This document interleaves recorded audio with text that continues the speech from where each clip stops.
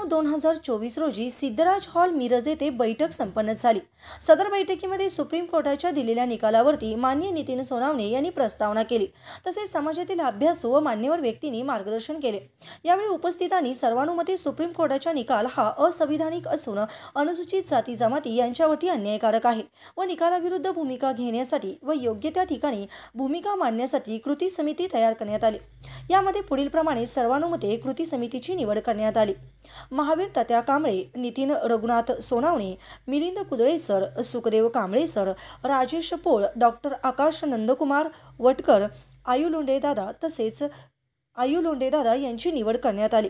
दिलेल्या सदस्यांनी आंदोलनाची दिशा ठरवणे, वेळोवेळी कार्यक्रम आयोजित करणे, कोर्टाचा झालेल्या निकालासंदर्भात माहिती गोळा करणे, याची संक्षिप्त माहिती तयार करणे व याबाबत लागणाऱ्या सर्व गोष्टींचे निर्णय घेण्याचा अधिकार त्यांना देण्यात आला।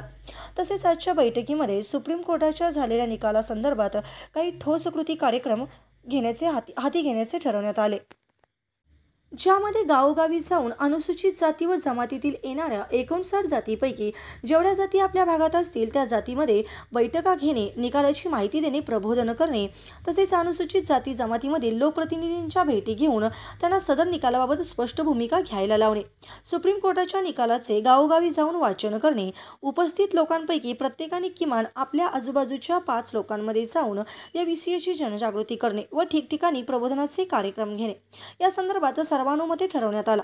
सदर कार्यक्रमास अनुसूचित जाती जमातीतील ज्येष्ठ तरुण असे मोठ्या प्रमाणात नागरिक उपस्थित होते। त्याचबरोबर भागातील काही मान्यवरही आवर्जून या कार्यक्रमास उपस्थित होते।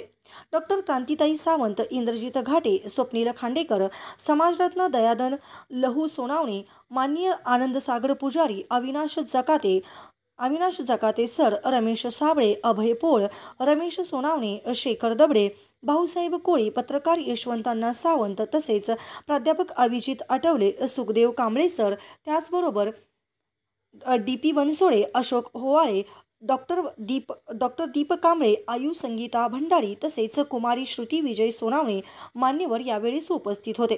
सदरच्या कार्यक्रमाचे अध्यक्षस्थान वंचित बहुजन आघाडीचे जिल्हाध्यक्ष महावीर तात्या कांबळे यांनी भूषवले व यावेळी संघटित होऊन एकत्रित येऊन संघर्ष करण्याचे त्यांनी आवाहन केले।